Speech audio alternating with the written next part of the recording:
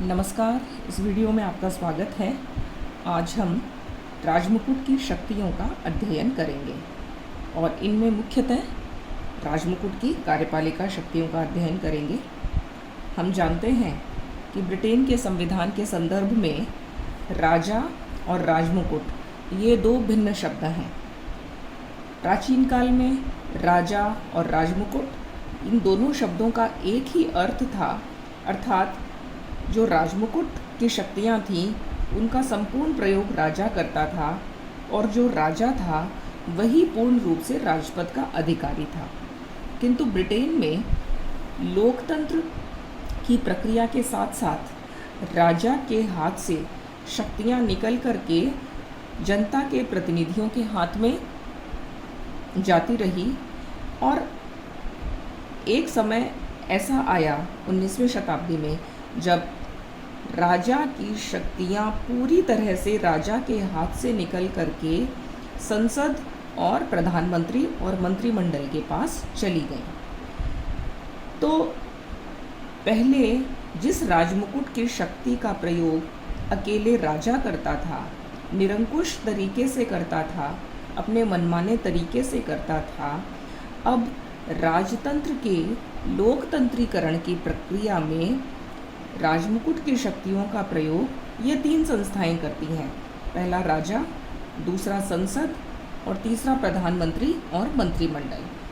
ये जो संसद है ये व्यवस्थापिका है, प्रधानमंत्री और मंत्रिमंडल ये कार्यपालिका है और राजा संसद का भी प्रधान है और प्रधान यानी कि व्यवस्थापिका का भी प्रधान है और कार्यपालिका का भी प्रधान है।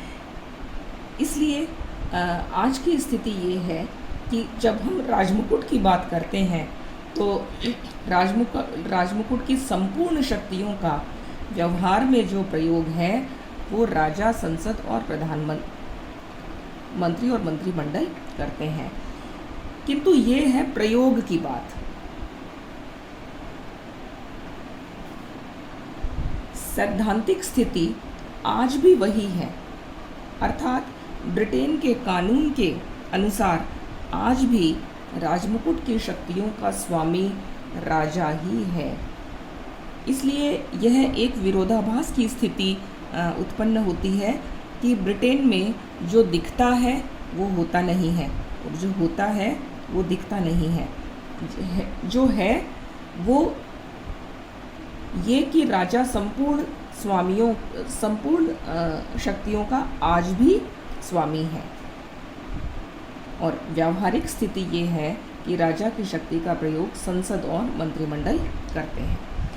अब हम राजा की सैद्धांतिक या कानूनी दृष्टिकोण से ही उसकी शक्तियों का अध्ययन करेंगे, जिसे कि व्यवहार में राजमुकुट की शक्तियाँ कहा जा सकता है। इसमें पहली है कार्यपालिका संबंधी शक्ति। कार्यपालिका संबंधी जो शक्ति है उसका अर्थ है कानूनों का पालन करवाना या कानूनों को लागू करवाने संबंधी शक्ति।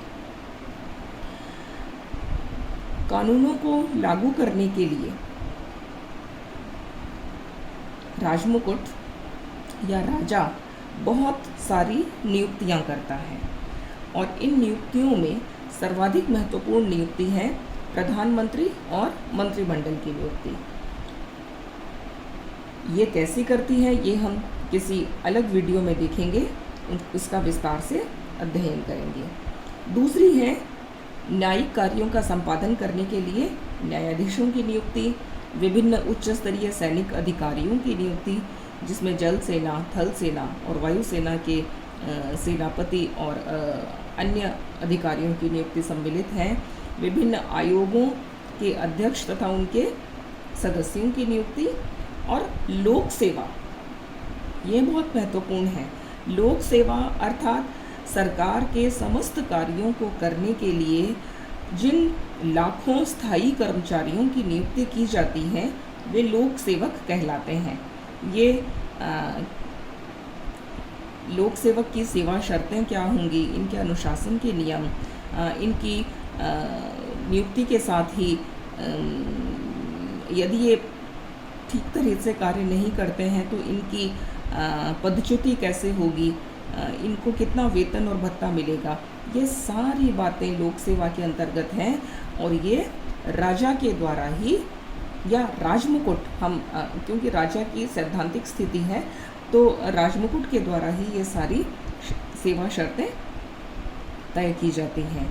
फिर कार्यपालिका शक्ति के अंतर्गत ही यह भी जानना महत्वपूर्ण है कि राजमुकुट तीनों सेनाओं का प्रधान सेनापति होता है और इस नाते वह युद्ध और शांति की घोषणा करता है। उसी के नाम से समस्त कानून बनाए जाते हैं, उसी के नाम से समस्त संधियां भी की जाती हैं। तो इस तरह से जहाँ यह देखिए रेखा जो है ये दर्शाती है कि ये नियुक्तियां जो हैं वो गृह या राज्य के आंतरिक मामलों में जिस प्रकार से ये नियुक्तियां करता है, उस प्रकार कार्यपालिका शक्ति जो है वो वैदेशिक मामलों में भी लागू होती है। और इस नाते वह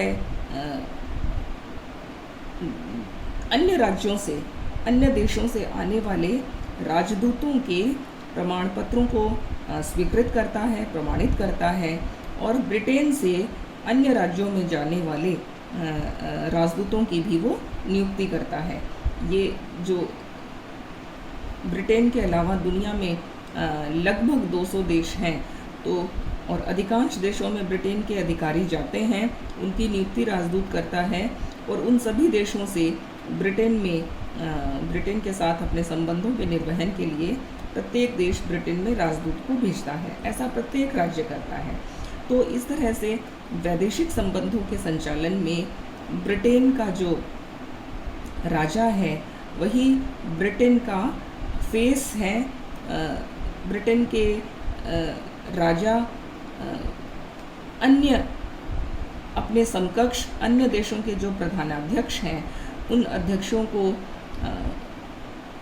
ब्रिटेन में उनका स्वागत करता है और जब वो अपनी राजकीय यात्रा पर निकलते हैं तो अन्य देशों के समकक्षों के साथ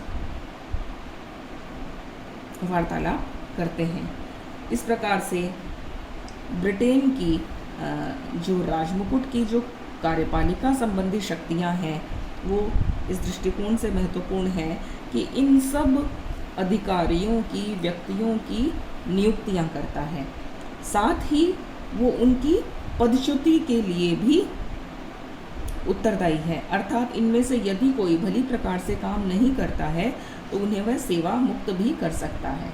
और इस क्षेत्र में केवल न्यायाधीश का जो पद है वो अपवाद है, क्योंकि न्यायाधीशों की नियुक्ति तो राजमुकुट कर सकता है, किंतु उनकी सेवा से मुक्ति में उसका कोई भी हाथ नहीं है। उनकी सेवा मुक्ति की प्रक्रिया संसद के दोनों सदनों में मतदान के पश्चात ही हो सकती है। इन विभिन्न अधिकारियों के माध्यम से राजमुकुट विभिन्न कानूनों को लागू करता है और अपनी कार्यपालिका शक्तियों का निर्वहन करता है। धन्यवाद।